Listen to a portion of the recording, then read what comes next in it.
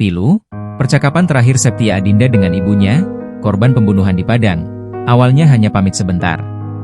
Keluarga kenang detik-detik Septia Adinda meninggalkan rumah sebelum ditemukan meninggal dunia akibat menjadi korban pembunuhan di Batang Anai, Kabupaten Padang Pariaman, Sumatera Barat, Jumat, 20 Juni 2025. Pakailah baju amalu, awas sabantanyo, pasang saja pakaian mama dulu, saya pergi sebentar, ujar Septia Adinda, sebelum meninggalkan rumah di pagi hari Minggu, 15 Juni 2025. Pagi itu ia diajak oleh ibunya, Weni, pergi ke kota Pariaman tempat saudaranya.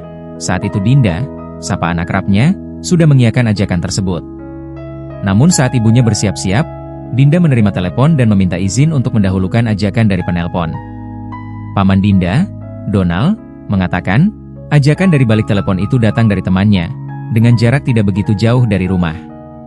Itulah percakapan terakhir Dinda di rumah. Saat itu saya juga berada di sana, ujarnya, mengenang hari terakhir bertemu kemenakan perempuannya. Anak bontot dari pasangan Dasrizal dan Weni itu, pergi menggunakan motor sendiri, seperti biasanya. Kepergian Dinda pagi itu, merupakan kepergian selama-lamanya meninggalkan kedua orang tua dan saudara laki-lakinya.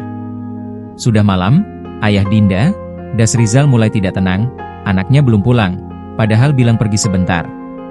Pihak keluarga beberapa kali sempat menghubungi Dinda, namun sejak pukul 22 WIB, nada tunggu sudah tidak ada lagi, telepon Dinda mati. Sejak mengetahui itu, saya langsung mendatangi sejumlah rumah teman Dinda, namun tidak mendapat jawaban yang memuaskan, ujarnya. Pihak keluarga tahu Dinda anak yang mandiri, jadi selama 2 hari pertama keluarga masih yakin Dinda tidak kenapa-kenapa. Hanya saja saat informasi penemuan potongan tubuh viral di pemberitaan, pihak keluarga mulai merasa tidak enak hati. Selasa, 17 Juni 2025. Kami kembali mencarinya dengan mendatangi rumah temannya, namun hasilnya sama. Tidak ada yang tahu, tuturnya.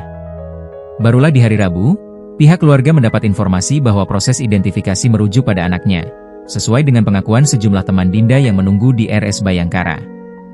Informasi itu didapat dari pihak kepolisian yang menjemput pihak keluarga ke rumah dan membawa langsung ke RS Bayangkara. Di sana saya langsung yakin itu adalah anak saya. Melihat kumpulan potongan anggota tubuh tersebut, ujarnya. Download Tribun X sekarang, menghadirkan lokal menjadi Indonesia.